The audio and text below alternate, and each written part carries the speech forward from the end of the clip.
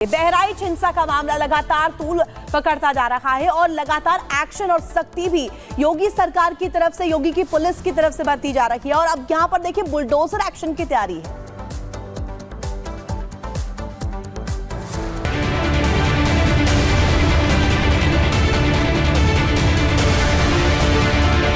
अपराधियों का नाम नाम सत्य है। बुलडोजर तैयार, दंगाइयों पर होगा प्रहार। बहराइच के गुनहगार अब हो जाओ तैयार। यूपी में अपराध के खिलाफ सीएम योगी की जीरो टॉलरेंस की नीति अब नजीर बन चुकी है। उन लोगों के लिए जो सोचते हैं कि अपराध करेंगे और कानून उनका कुछ बिगाड़ नहीं सकेगा, लेकिन अब ऐसा नहीं है। अपराधियों पर एक्शन भी हो रहा है और वो भी कानून के दायरे में रहते हुए। बहराइच में जिन लोगों ने दंगे किए, कानून को अपने हाथ में लिया और बेखौफ होकर अंधाधुंध फायरिंग की, अब वो खौफ में है। ये डर है प्रशासन का। बहराइच में हिंसा के मुख्य आरोपी अब्दुल हमीद के घर पर बुलडोजर कार्रवाई की तैयारी पूरी कर ली गई है। हमारी मौजूदगी इस वक्त बहराइच के महाराजगंज बाजार में मौजूद है। दरअसल यहां पर पीडब्ल्यूडी की तरफ से कुछ मकान जो हैं वो चिन्हित किए गए हैं, जिन मकानों को लेकर बुलडोजर का एक्शन देखने को मिल सकता है। अगर तस्वीरें हम आपको दिखाएं तो आप देखिएगा, इस मकान को भी जो है वो रेड क्रॉस से चिन्हित किया गया है। इसके साथ ही इस बाजार में कई ऐसे मकान हैं जिन मकानों को चिन्हित किया गया है और अब आने वाले वक्त में इन मकानों पर बुलडोजर जो है वो चल सकता है। बहराइच हत्याकांड के बाद से पुलिस लगातार एक्शन में है। आरोपियों की धरपकड़ के साथ उनके अवैध निर्माण पर भी पुलिस की नजर है। यही वजह है कि पीडब्ल्यूडी विभाग ने मुख्य आरोपी अब्दुल हमीद सहित कई आरोपियों के घरों पर नोटिस चस्पा कर दिया है। मेरे विजय सचिन, एक बार अगर आपको पीछे दिखाएंगे तो ये वो उस आरोपी का घर है जिस आरोपी को फिलहाल पुलिस ने जो है वो गिरफ्तार कर लिया है। और इस महाराजगंज बाजार में तकरीबन 30 से 40 ऐसी दुकानें और मकान हैं जिन मकानों को इस बुलडोजर एक्शन के तहत चिन्हित किया गया है। आने वाले वक्त में सर्वे किया जाएगा और सर्वे के बाद इन मकानों पर बुलडोजर एक्शन देखने को मिल सकता है। सूबे में सीएम योगी के सत्ता में आने के बाद से चाहे अपराधी हो या फिर दंगाई, उनका हिसाब ऑन स्पॉट होता है। अब बहराइच इस बात का गवाह बन रहा है कि गलती करोगे तो यही भरना पड़ेगा। गोपाल मिश्रा हत्याकांड के आरोपियों पर हो रहा एक्शन इसी बात का उदाहरण है। Bureau report, Republic Bharat. तो देखिए, आखिर बार बार दंगाइयों पर बुलडोजर प्रहार की प्लानिंग क्यों कही जा रही है। आपको देखिए ग्राफिक्स अब दिखाते हैं। आरोपियों के घर पर बाकायदा नोटिस अब चिपका गया है।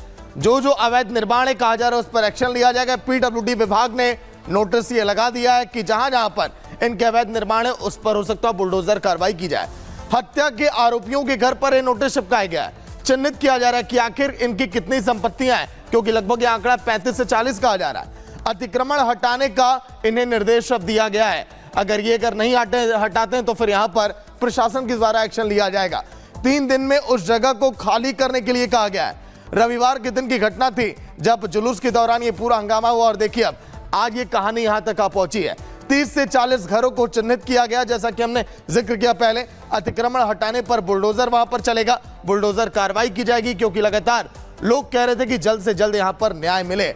अतिक्रमण जब चलेगा, जब यहां पर प्रशासन का यहां पर देखिए बुलडोजर जाएगा, तो उसके बाद क्या कुछ और आगे होगा देखने वाली बात होगी। और चलिए अब बात करेंगे उस दुश्मन की जो कि दिल्ली में एक बार फिर से लौट आया। अब आप कहेंगे कि मैं किस दुश्मन की बात कर रही हूँ। ये वो दुश्मन है जो कि बदलते मौसम के साथ आपकी सेहत पर भी असर करता है। दावे तो तमाम किए जाते हैं इस दुश्मन से निपटने के लिए, लेकिन वो सभी जो है वो फेल साबित होते हैं। रिपोर्ट देखिए, कौन ये दुश्मन है।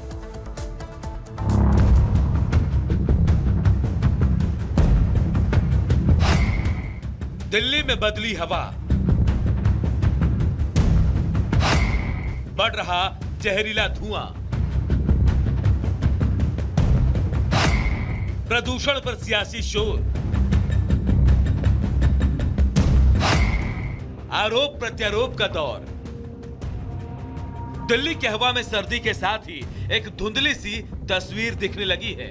ये धुंधलापन कोई कोहरा नहीं, बल्कि दिल्ली की हवा में बढ़ता प्रदूषण अब अपनी छाप छोड़ रहा है।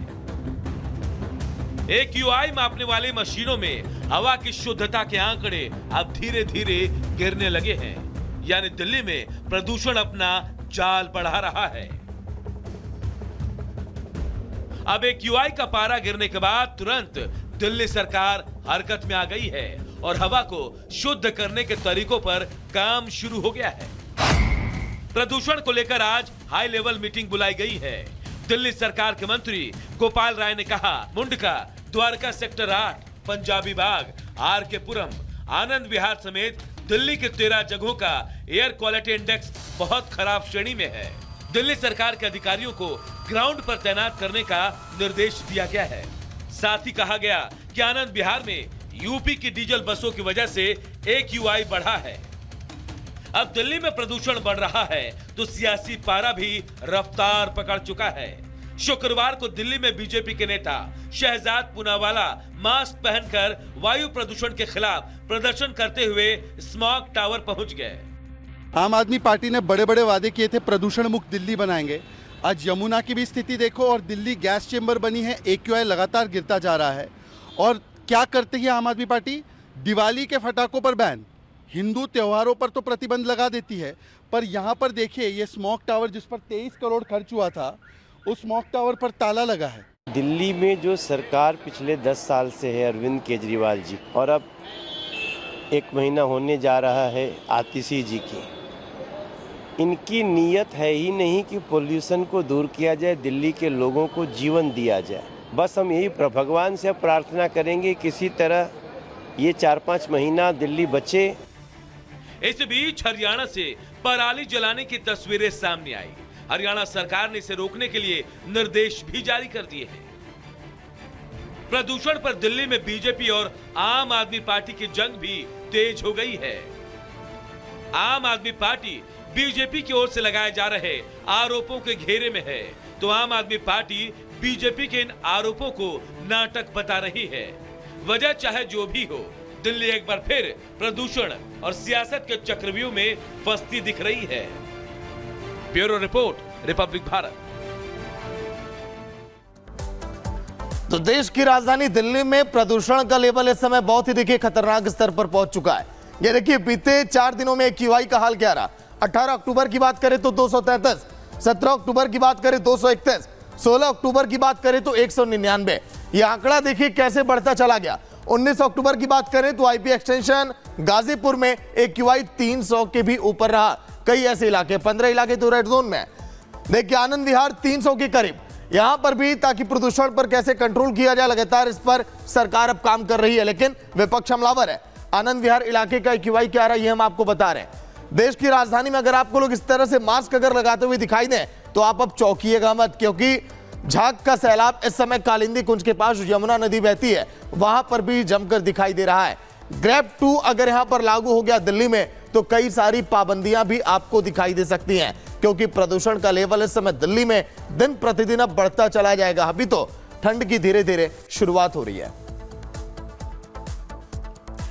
और वहीं अब बात करेंगे उत्तर प्रदेश में पुलिस के ऑपरेशन लंगड़ा को लेकर के। उत्तर प्रदेश में बदमाशों के खिलाफ ताबड़तोड़ एक्शन जारी है।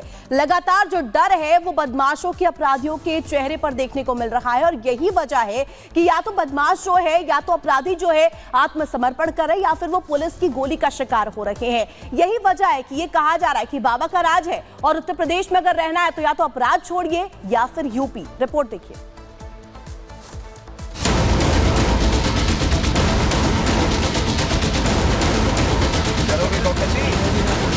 अब करोगे? यूपी में पुलिस का एक्शन, बदमाशों की बढ़ी टेंशन। करोगे कौकसी? कितनी करी थी घटनाएं? गौ तस्कर हो या बदमाश, पुलिस करेगी सबका हिसाब। यूपी में योगी सरकार का खौफ इस कदर है कि बदमाश पुलिस के एक्शन से थर थर कांप रहे हैं और सरेंडर कर रहे हैं। गोली लगते ही अपराधी अपनी जिंदगी की, रहम की भीख मांग रहे हैं और बोल रहे हैं कि माफ कर दो, अब अपराध नहीं करूंगा। अब करोगे? नहीं करना साहब। मामला यूपी के मुजफ्फरनगर का है, जहां गौकश गोली लगते ही हाथ जोड़कर माफी मांगता नजर आया। यूपी में सीएम योगी की पुलिस को दी गई खुली छूट का ही नतीजा है कि बदमाश या तो खुद गले में तख्ती लगाकर सरेंडर कर रहे हैं या फिर पुलिस की गोली का शिकार होकर सलाखों के पीछे पहुंच रहे हैं। एक ऐसा ही मामला यूपी के मुजफ्फरनगर से सामने आया है, जहां पुलिस और गौकशों के बीच मुठभेड़ हुई। एनकाउंटर के दौरान पुलिस ने 2 इनामी गौकश शाहबाज और फरमान को गिरफ्तार किया। इन दोनों पर 10-10 हजार रुपए का इनाम घोषित था। पुलिस को सूचना मिली थी कि कुछ गौ तस्कर खतौली में गंग नहर पटरी के पास कुछ आपराधिक गतिविधियों को अंजाम देने के लिए आ रहे हैं और इसी इंफॉर्मेशन पर कार्रवाई करते हुए पुलिस ने इनकी धरपकड़ के लिए जाल बिछाया। लेकिन गौ तस्करों ने सरेंडर करने की जगह पुलिस पर फायरिंग शुरू कर दी, जिसके जवाब में पुलिस को भी मजबूरन गोली चलानी पड़ी। इस क्रॉस फायरिंग में गौकश शाहबाज के पैर में गोली लग गई, जिसके बाद उसे पुलिस ने गिरफ्तार कर लिया। शाहबाज के पास से पुलिस को तमंचा और गौकशी का हथियार और एक स्कूटर मिला है।